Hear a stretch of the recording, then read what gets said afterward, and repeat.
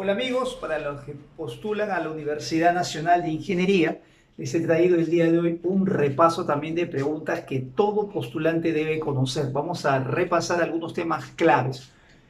Los problemas están en la descripción del vídeo. Recomendación: intentar primero, descárgalo en PDF, deja el vídeo ahí, para el vídeo, comienza a resolver. No debe ser mucho tiempo, más o menos deben ser unos 3 minutos, 4 minutos por pregunta. O sea que este repaso no te debe llevar toda la mañana. Agarras una hojita, después comparas las claves, puedes ver el solucionario para que de repente incorpores algunas ideas nuevas o de repente aprendas a hacer algún problema que quizás tenías la idea pero quizás no pudiste terminarlo de hacer. Vamos con la solución. Un primer tipo de problema que debemos siempre recordar son los problemas de análisis dimensional, que son muy frecuentes últimamente en los exámenes de la U. En problemas de análisis dimensional hay 3 tipos de ejercicios. El primero, cuando hay productos y cocientes, como acá. R es igual al producto de phi por alfa, por el seno, por el épsilon. Cuando yo tengo producto o cociente, lo único que tengo que hacer es hallar la dimensión de cada uno de los términos que se están multiplicando, sumando, perdón, multiplicando, dividiendo. Reemplazo por su dimensión, despejo la incógnita y acabó el problema. El segundo tipo de problema es cuando hay sumas y restas. Siempre que haya sumas y restas, los términos que se están sumando o restando deben tener la misma dimensión. Y el tercero, cuando hay así exponentes o expresiones dentro de una función trigonométrica. ¿Cómo se hará en ese caso? Así que vamos a aprovechar hoy día de analizar 2 de los tipos de problemas que existen en análisis dimensional. Si yo quiero calcular aquí la dimensión de R, debería plantearlo de esta manera. La dimensión de R, el símbolo que se utiliza es 2 corchetes, debe ser igual a la dimensión de cada uno de los factores que encontramos aquí. Como phi no lo conozco, lo dejo indicado, entonces esto quedaría así, sería la dimensión de phi por la dimensión de alfa. Cuando tengo una función trigonométrica, las funciones trigonométricas son adimensionales, o sea, adimensional quiere decir que no se relaciona con la longitud, con la masa, con el tiempo, con ninguna cantidad fundamental. Entonces su dimensión simplemente es asterisco. Recuerda que ser adimensional no significa no tener unidades, sino que no se relaciona con las cantidades fundamentales. El ejemplo que se toma para, o sea, como representativo de una expresión que sí tiene unidad, pero que es adimensional, es el ángulo plano y el ángulo sólido. Este épsilon es la base de logaritmos neperianos, elevado obviamente a cualquier cosa, va a seguir siendo un número, y todo número, si le haya su dimensión, tampoco lo tiene, así que se pone asterisco. Para poder hallar aquí la respuesta, lo que necesito primero es conocer cuál es la dimensión de alfa y de phi. Y eso se puede hacer de la siguiente manera. Escucha bien esto. Cuando ya tienes, te dije, un producto, hallas de cada uno su dimensión, reemplazas las dimensiones conocidas, los datos, y despejas la incógnita. Pero, ¿qué hacer cuando tienes dentro de una función trigonométrica una expresión? Cuando tienes así dentro de una función trigonométrica, puede ser seno, coseno, se debe cumplir que esto que está en el interior siempre es un ángulo. Entonces, podemos plantear así, mira, phi multiplicado por t, esto tiene que ser un adimensional obligatoriamente. Esto no es álgebra. Por lo tanto, yo aquí no estoy sacando una función de repente el arcoseno, no. Estoy solo analizando. Yo pienso así. La expresión que está dentro de la función trigonométrica tiene que ser un ángulo, porque el seno se lo podemos hallar a 37 grados, de repente a pi sexto de radian, pero tiene que ser un ángulo. Entonces, lo igualas a un adimensional y de ahí despejas. La dimensión del tiempo es t, entonces la dimensión de phi quedaría así. Esto sería t, pasa al otro lado, sería t a la menos 1. Lo mismo puedes hacer cuando tengas un exponente. Este exponente también tiene que ser necesariamente un número. No puede ser que tú tengas un número elevado a una longitud, a una masa. Eso no tiene sentido físico. ¿Cómo vas a tener, por ejemplo, 2 elevado a la 2 grados Celsius? Eso no tiene sentido. Pero sí puede ser 2 grados Celsius elevado al cuadrado. Eso sí podría ser. Entonces, el de abajo es un número, el de arriba definitivamente es un número también. Entonces puedo poner así alfa por raíz de t. La dimensión de esta expresión es adimensional. La dimensión de alfa la puedo despejar Aquí me quedaría tiempo t a la 1 medio, pasa al otro lado y entonces me quedaría t a la menos 1 medio. No te olvides que he tenido que despejar. Y entonces ya tengo phi que esté a la menos 1 y alfa que esté a la menos 1 medio. Entonces yo creo que ahí sí me sale la respuesta. Producto de los dos sería la misma base, sumo los exponentes y me quedaría menos 3 medios, o que es lo mismo, menos 1,5. Respuesta al problema.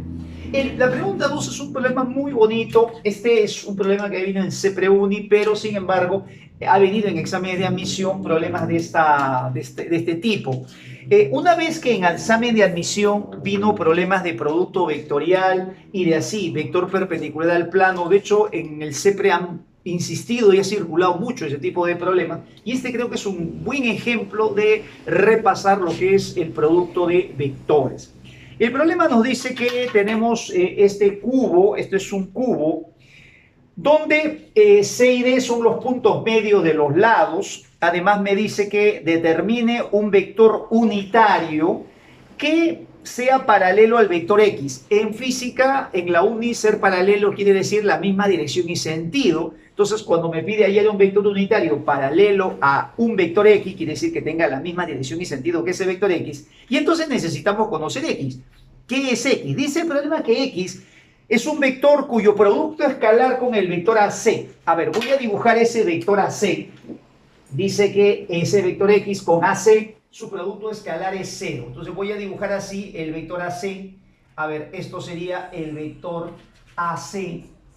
Esto le vamos a así poner, ahí está, AC.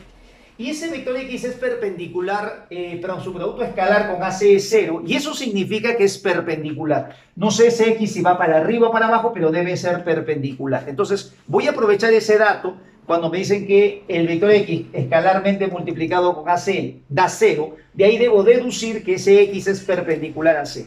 Luego dice que ese vector X también su producto escalar con BD. BD sería este vector. Por acá estaría BD. Ahí está. Este sería el vector BD. Y entonces el vector X dice que su producto escalar con BD también es 0. Eso quiere decir que X también es perpendicular a BD. Ahora me pregunto, ojo que ya repasé que cuando dos vectores forman 90 grados, son perpendiculares, su producto escalar es 0. Esa es la intención de la pregunta, utilizar la propiedad de producto escalar. Ahora, como yo quiero un vector que sea perpendicular entonces a BD y a C a la vez, debo recordar la propiedad del producto vectorial. Cuando tú tienes un producto vectorial, el producto vectorial siempre es perpendicular a ambos vectores. Entonces voy a expresar estos vectores en sus componentes, lo voy a multiplicar vectorialmente y voy a hallar el vector X, y de ahí voy a hallar el unitario. Entonces voy a hallar estos vectores. ¿Cómo lo puedo multiplicar? Aquí no conviene aplicar la definición, voy a descomponerlo esto en componentes y voy a hacer así. Como esto es punto medio, ¿qué te parece si le pongo 1, 1? Por acá también 1, 1. Y entonces que el lado sea 2, que el lado sea 2. Así sería, ¿no?, una forma un poquito sencilla de hacer. Vamos a ir a ver la primera componente. A ver, AC lo voy a expresar en componentes. Voy a buscar vectores que estén en secuencia, vectores que van de colita a cabecita y que justo estén en las direcciones X, Y, Z para poderlo expresar en IJK. Entonces puedo tomar este caminito, mira, me voy a lo largo del eje X. Ese vector de 2 unidades no coincide con el eje positivo de las X, sino con el negativo. Entonces sería así, sería menos 2 en el eje de las X. Con ese eje de las X pongo Y. 2 es el módulo, en el eje de las Y se encuentra, y el menos es porque no va con la dirección positiva, pero no coincide con el sentido positivo, sino con el negativo, sería menos 2.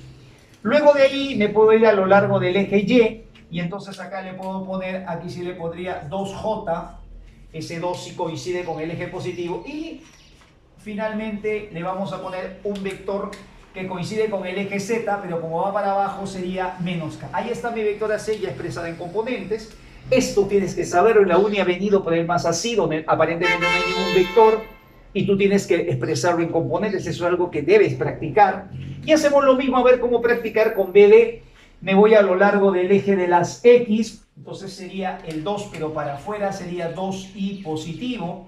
Luego me puedo ir a lo largo del eje de las Y, este lado sería 2 en el eje de las y, que sería vector unitario j, y finalmente llego a la cabecita del vector, otra vez sería menos k.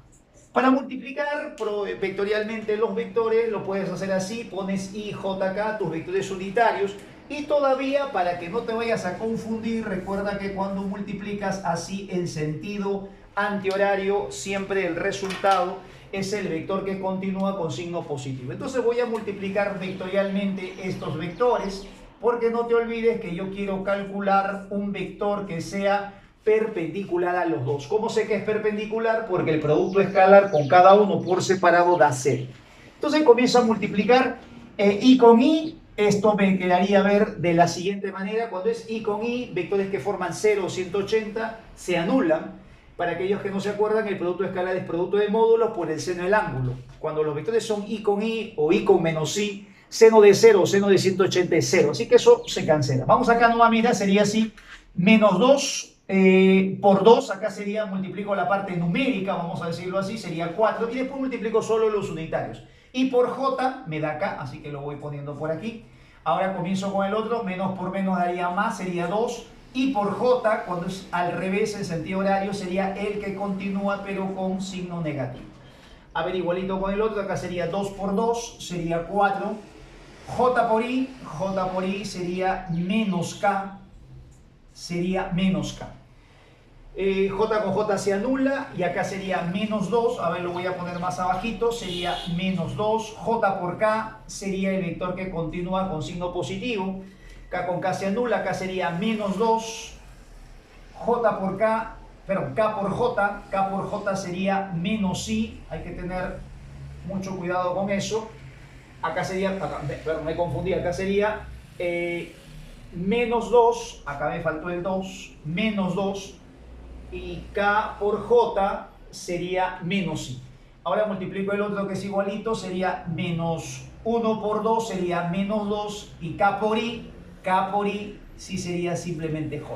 Ahora reduzco esto, tengo que reducir. Aquí nos vamos a dar cuenta que parece que algo se cancela, mira. Acá menos por menos da más 2i, con este menos 2i esto se cancela. Entonces el problema me quedaría así, a ver, las j me quedan por acá, menos 2 y menos 2 sería menos 4j, y acá te quedaría menos 4 con menos 4 sería menos 8k. Ese sería un vector, producto vectorial, ese es un vector que es perpendicular a los dos al mismo tiempo. Y entonces vamos a hallar ahora su vector unitario. El vector unitario sería este producto vectorial, que puedes ponerlo así, a ver, menos 4, puedo factorizar, acá te quedaría 2k, puedo factorizarlo así, ahí está, mira, menos 4 factorizo, me quedaría aquí menos 2, perdón, al factorizar menos 4 me quedaría 2, y voy a calcular el módulo de este vector te quedaría, y cuando tienes 1 y 2 te quedaría así 4 raíz de 5. Bien, seguimos aquí operando, el 4 y 4 se cancela, y entonces, ojo con este detalle, me queda este vector, me queda el vector j más 2k, todo entre raíz de 5. Aparentemente no hay clave en el problema, no parece que no dice clave, pero escucha bien esto. No te piden a ti calcular el producto vectorial de este orden AC por BD. Lo que te piden es un vector que sea paralelo al vector X, o sea, que tenga la misma dirección y sentido que el X. Y X es perpendicular, pero cuando tú dices perpendicular, puede ser un vector para arriba o puede ser un vector para abajo. Igual sería perpendicular. Por esa razón, aquí en este problema existen dos respuestas. Esta sería como la primera respuesta y esta sería la otra respuesta. Que ya no vaya para arriba, sino que vaya en sentido contrario. O sea, todo esto por menos 1. Entonces, recuerda ese detalle, porque en los problemas puede ser que no encuentres el vector unitario que has calculado, sino su opuesto. Cualquiera de los dos son perpendiculares. Es diferente que en el problema te pongan allá del vector unitario, del producto vectorial de A por B. Cuando te den eso, ahí sí hay una sola respuesta. Cuando te ponen de esta manera, que sea solo perpendicular al plano, que cumpla esa condición de producto escalar, en este caso 0, entonces puede ser o para arriba o para abajo. El vector o su opuesto. Mucho cuidado con esta respuesta. En la pregunta 3, tenemos un carrito que viene moviéndose, me piden la aceleración mínima. Para que el bloque no caiga, me dan los coeficientes de rozamiento. Cuando me dan dos coeficientes, el menor siempre es cinético y el mayor es estático. Entonces, cuando el carrito se mueve, ¿qué debe pasar para que este bloque no se mueva y se mantenga en reposo respecto al carro? Me dicen, hallar la mínima aceleración para que el bloque M1 no resbale sobre este bloque M2. Entonces, la idea de este problema es hacer el diagrama de cuerpo libre en el bloque M1 solamente. Podemos hacerlo así, mira. Hacemos diagrama de cuerpo libre. La primera fuerza sería la fuerza de la gravedad con su peso, masa por aceleración de gravedad. Cuando este carrito empieza a avanzar, a ver si aquí de repente captamos esto. Este es el bloque. Cuando el carro avanza, al momento de avanzar lo empuja y al empujarlo aquí hay un contacto. Al hacer contacto ahí hay una fuerza que va a ser la normal. Entonces aquí va a haber una reacción normal, ¿no? Es como si tú estuvieras en una cola y de repente alguien te empuja, ¿no? ¡Oh, mantén tu distancia!, le dices, ¿no? O sea, tú sientes que hay una fuerza y te das cuenta que en un contacto siempre hay una fuerza. En el caso de un bloque y otro se llama, o la conocemos con el nombre de normal. Si aquí hay una normal y el cuerpo tiende a caer, entonces aquí aparece una fuerza de rozamiento estático. Como queremos que sea la mínima aceleración, quiere decir que este carrito se va moviendo, digamos, lo más despacio que se pueda, pero el bloque no debe caer. Entonces, esta fuerza de rozamiento estático debe ser máxima, debe estar el cuerpo a punto de moverse. Esa es la idea. Este bloque debe estar a punto de caerse porque esta es la aceleración mínima, o sea, si se mueve más despacio, este cuerpo se resbala. Entonces, cuando tienes esta aceleración, el cuerpo está a punto de caer, y cuando un cuerpo está a punto de deslizar sobre otro, la fuerza de rozamiento estático es máxima. Lo que hacemos entonces aquí es plantear nuestras dos ecuaciones típicas de dinámica. Puedes revisar el vídeo de repente si todavía te da tiempo. Primero se trabaja con todo lo que está en la dirección de la aceleración. Y entonces la primera ecuación sería: la fuerza resultante estaría solamente dado por n. Esta es la única fuerza que está en la dirección de la aceleración, que es colineal con la aceleración. Y eso debe ser la masa del cuerpo multiplicado por el valor de la aceleración. En forma transversal, las fuerzas perpendiculares a la aceleración, mira que la aceleración es horizontal, todo lo vertical debe anularse. Las transversales a la aceleración en general deben anularse. Entonces voy a igualar lo que está arriba con lo que está abajo. Pero este valor que está aquí, el valor máximo es conocido, es el coeficiente por la normal. Así que voy a poner coeficiente de rozamiento estático por normal sería igual a masa 1 por aceleración de gravedad. Lo que hacemos con estas ecuaciones simplemente es dividir miembro a miembro para que se cancele y esto te quedaría así. Bueno, aquí al dividir te quedaría 1 sobre coeficiente de rozamiento estático y acá te quedaría A dividido entre G. Despejando el valor de A quedaría G, que es 9,8, entre el coeficiente de rozamiento, 9,81 creo que me dan como dato. Eso es típico en la uni, dividido entre el coeficiente de rozamiento, que es 0,6. Y esto nos debe salir aproximadamente 16,35 metros por segundo al cuadrado. Lo podemos comprobar con la calculadora. 9,81 entre 0,6, efectivamente 16,35. Otro tipo de problema que no debe faltar siempre en un repaso, es un tipo de problema que siempre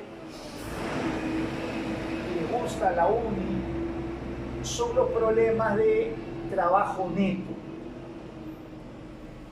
Son problemas de trabajo neto. Así que aquí te traigo uno que ya ha sido motivo de examen también y espero que pueda ser, ¿no?, de bastante ayuda para ti.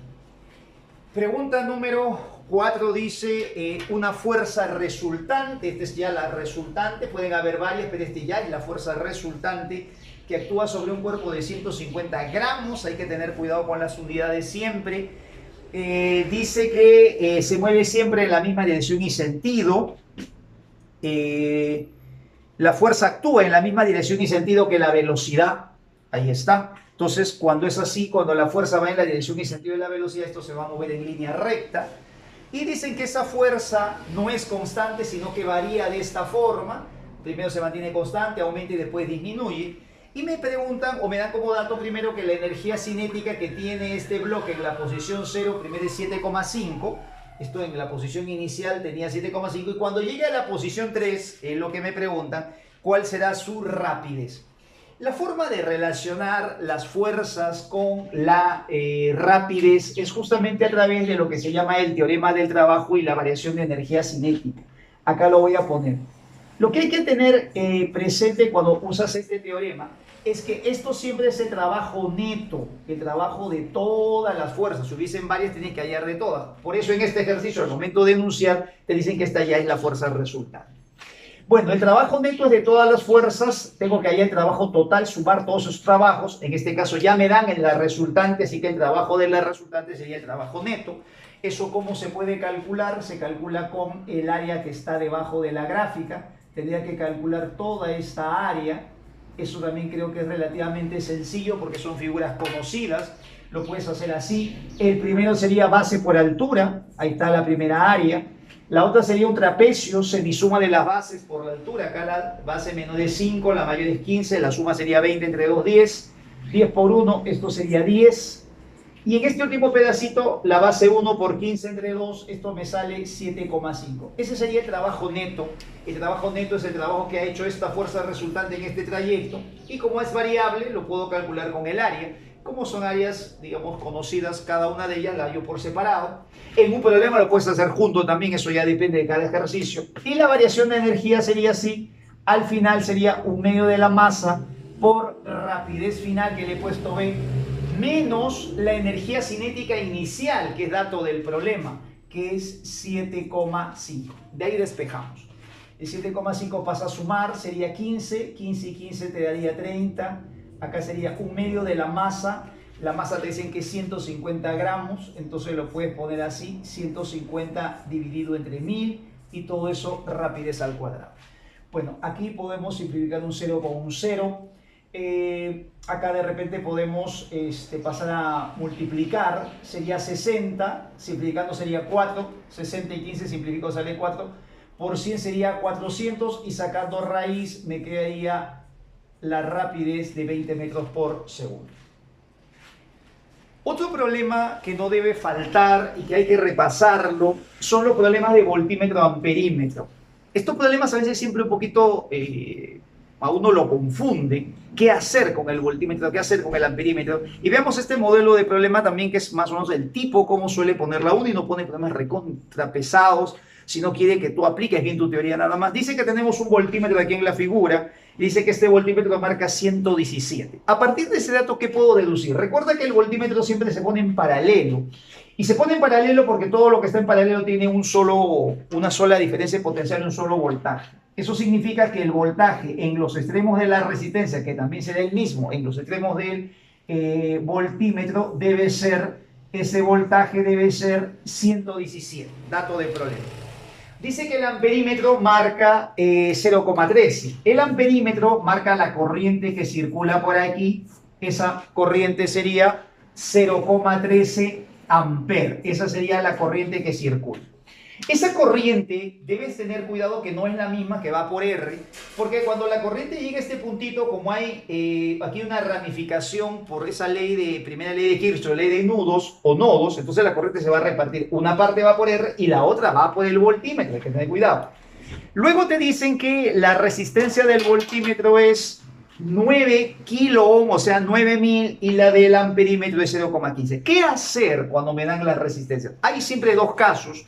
El primero es que el voltímetro y amperímetro sean ideales. Cuando es ideal, este voltímetro es como si quedara abierto, es como si lo sacara. Y este amperímetro es como si no tuviera resistencia. Ese es el caso ideal.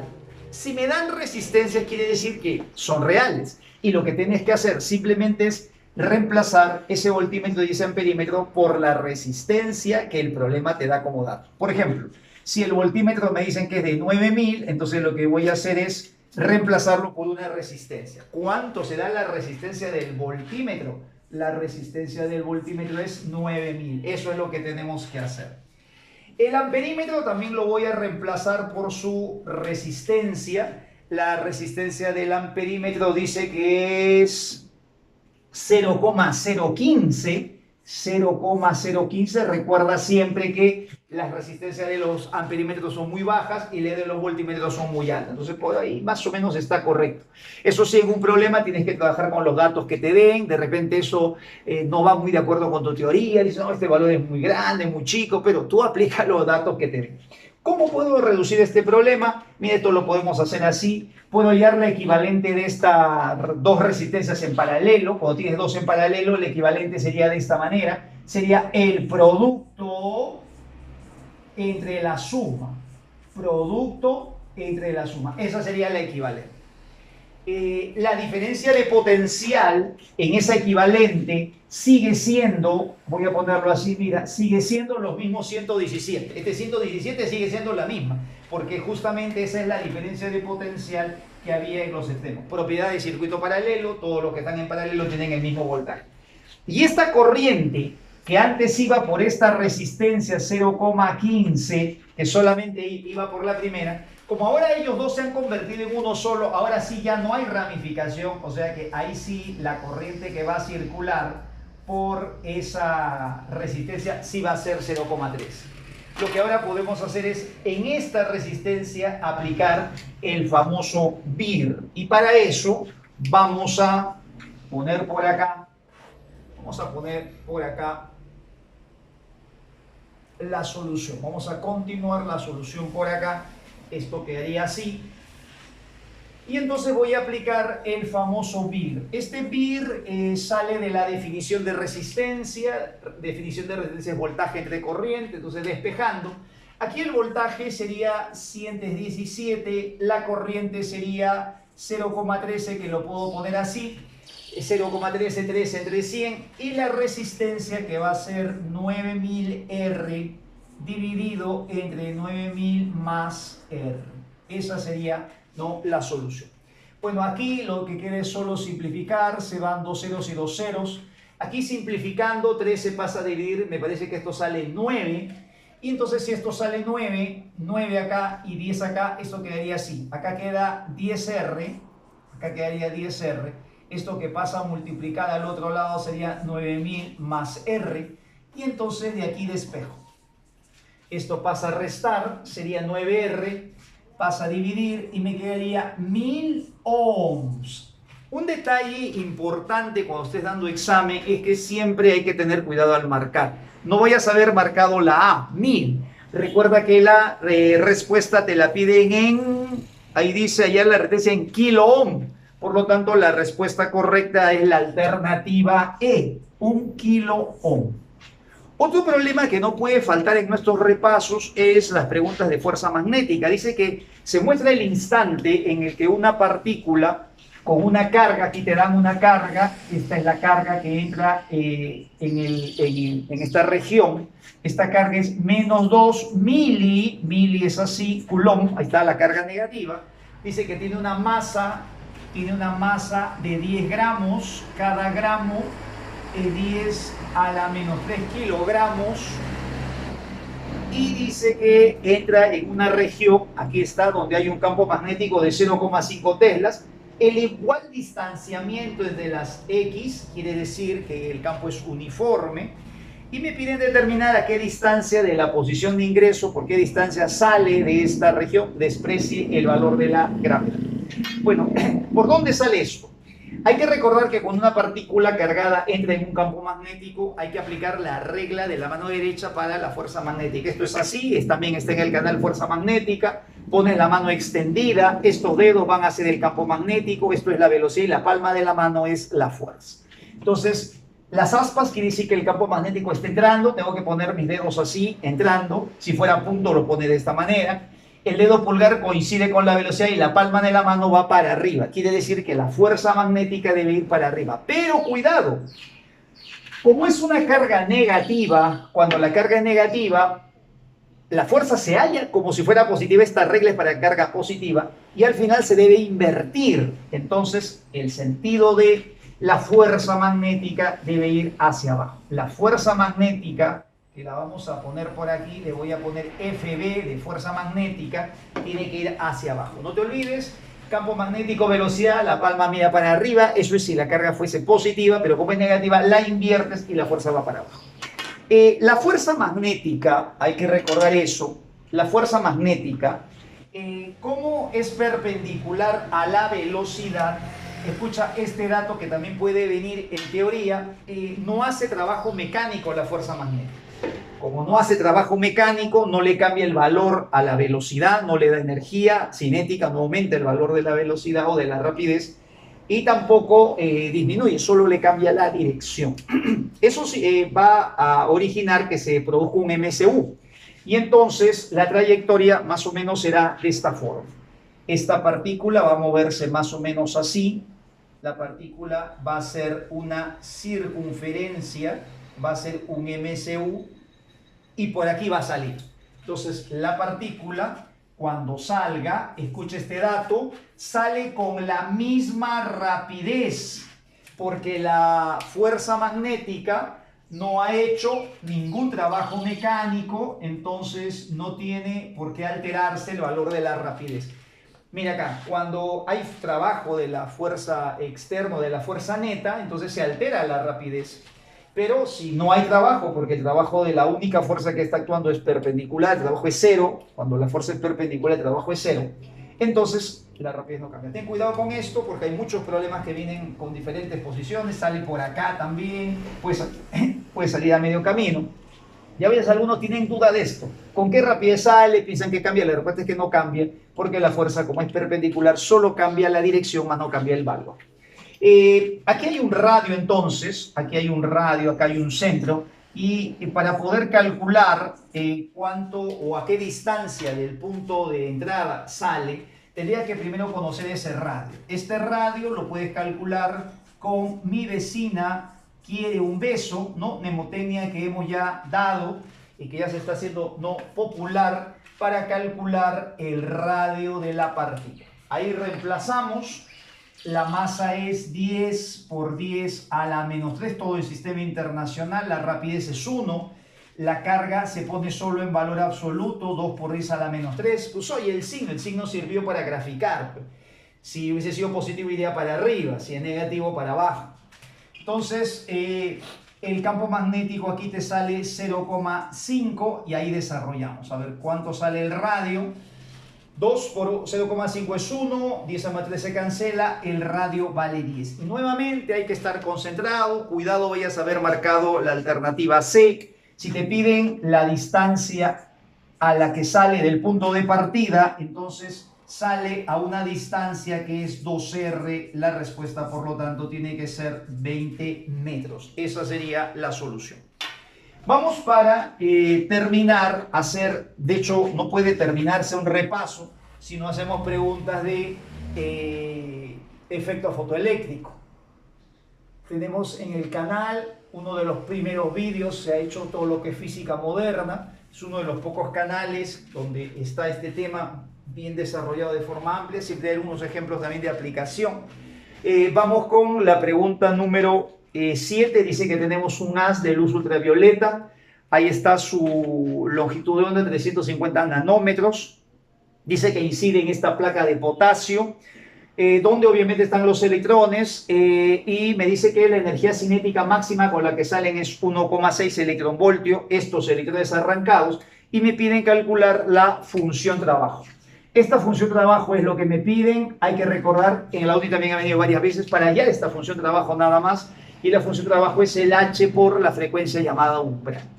Estos problemas se plantean así, se resuelven con la llamada ecuación de Einstein, que es la siguiente: la energía cinética máxima que van a tener los fotoelectrones, o sea, los electrones que han salido, va a ser igual a la energía que trae el fotón menos la función trabajo.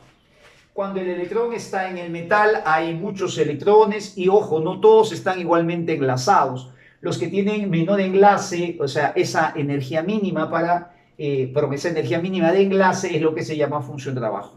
Entonces, si esos electrones son los menos enlazados, serán los que salen con más energía cinética y esos son los que de alguna forma nos sirven como referencia. Si un electrón tiene más enlace, obviamente sale con menos energía. Si imagínate, el más energético no llega a un cierto punto, los otros pues obviamente ya no van a llegar. Entonces siempre se trabaja solamente por eso con la energía máxima. Aquí la energía máxima te la dan en electronvoltios, 1,6 electronvoltios. Y mira el detalle, ¿cómo hago para calcular la energía del fotón? La energía del fotón sería así. Para la energía del fotón, voy a aprovechar de ponerlo acá. La energía del fotón lo puedo calcular como hc sobre lambda si es que tengo la longitud de onda. Si tuviera la frecuencia, puedo poner h por f. Y quiero que veas este detalle. Cuando tú ves que la respuesta está en electronvoltios, entonces, o el dato en este caso está en electronvoltios, nos conviene que el valor de H también esté en electronvoltios segundo. Normal va a ser que venga como en este ejercicio el valor en H, Sistema Internacional 6,63. Pero eso no hay problema, tú lo puedes poner. Acuérdate de este valor, ¿no? El valor de H es 4,14 por 10 a la menos 15 y esta unidad es electronvoltio segundo. Así es. Multiplico por la velocidad de la luz, que es 3 por 10 a la 8 metros por segundo. Mira, segundo con segundo se va a ir. Y todo eso lo voy a dividir, todo esto lo voy a dividir entre lambda. Lambda es 350 nanómetros, que es 10 a la menos 9 metros. Como te das cuenta, mira, metro con metro se cancela, segundo con segundo, y ves, todo esto ya te queda en electronvoltios. Y ahí está, os voy a dejar indicada la función trabajo. Entonces, despejando la función trabajo, esto te debe salir 1,95 electronvoltios. Recuerda esta forma de hacerlo. Si tú ves que el dato está en electronvoltios, ponlo en electronvoltios. Pues solo me anda este dato, no importa, tú te lo debes saber. Y entonces un poquito más rápido a veces llegas a la solución y evitas un poco a veces la conversión, si no esto hay que estar cambiando también. Otra pregunta que también no puede faltar antes de irnos a un examen es preguntas de rayos X. Los electrones se sueltan en una región, siempre los electrones se asumen que parten del reposo de una cierta región donde se liberan. Aquí hay un campo eléctrico dado por un voltaje acelerador. Como los electrones tienen carga negativa, entonces reciben una fuerza contraria al campo que los jala y los hace estrellarse sobre un blanco metálico. Aproximadamente de todos los electrones que llegan, de toda la energía que se, digamos, invierte en acelerar estos electrones, primer dato, solo un poquito, que está alrededor del 10% de esa energía se convierte en un fotón de rayos X. Ahora, de esos poquitos rayos X que sale, no todos tampoco los electrones convierten toda su energía en fotón de rayos X. Algunos convierten el 100%, que es lo que nos permite hallar la longitud de onda mínima, ¿no? Que es el fotón de más energía, el más energizado de los rayos X, pero hay otros que solamente una parte de su energía la convierten en rayos X. O sea, mira la idea, de toda la energía utilizada para acelerar electrones, solo un poquito se convierte en rayos X. Y de ese poquito todavía, algunos electrones no dan toda su energía, solo dan el 80%, 60%, etc. Entonces esto se plantea así: cuando el electrón se acelera, aquí la energía que va a ganar va a ser así, es voltaje acelerador por carga eléctrica, así se representa voltaje acelerador, porque ese voltaje acelerador es el que le da energía, crea un campo y eso le da energía.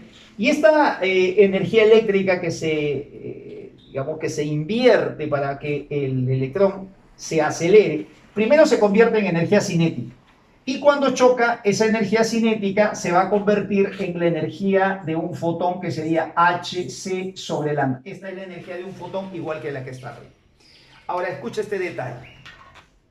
Si este electrón es buena gente, este electrón lo da todo, ¿no? Así como tú con tu ex, él lo da todo, toda la energía lo convierte en un fotón de rayos X, entonces esta longitud de onda es la mínima. Pero ¿qué pasaría si este electrón no da toda esa energía que tiene? ¿Qué pasa si se guarda un poquito? Ya aprendió, ya lo trató mal la vida. Dice, ¿cuál es el voltaje acelerador? Dice, considere que el 62% de la energía cinética del electrón se transforma en radio. Solamente el 62%. O sea, quiere decir que aquí solo el 62%, así, solo el 62% de la energía se está convirtiendo en un fotón de rayos X. Y ese fotón de rayos X que se está generando, que se ha podido medir, es de 0,2 nanómetros. Ahí está. Si este electrón al momento de chocar daría el 100%, obviamente este fotón sale con más energía y esto debe salir con menos, de repente 0.1, 0.01. Pero si él solamente dice aquí que considere que solo el 62% de la energía del electrón se transforma en radiación, entonces solo voy a tomar el 62%. Entonces, esto también se puede hacer. Y ojo, cuando pones aquí un porcentaje que no es el 100%, repito, 62%, 80%, 40%, este lambda ya no es el mínimo, ya no es el mínimo. Por si acaso, para aquellos que de repente han estado repasando este tema, la gráfica de la radiación o de la intensidad de la radiación versus los lambda en un rayo X es más o menos de esta manera. Ya, este valorcito que está acá, este puntito, es el lambda mínimo. ¿Está bien? Lambda mínimo. Cuando decimos que él no da el 100% de su energía, este lambda no es el que está ahí. Ese lambda debe ser de repente el que está por acá. Vamos a suponer que está así. Así. Este es otro lambda. Es un lambda un poco mayor, donde hay una cierta intensidad. De hecho, la mayoría, habrá una buena cantidad de fotones que están en ese rango. Los que tienen lambda mínimos, se supone que es lo mínimo. Uno, poder ver hasta un fotón no habrá.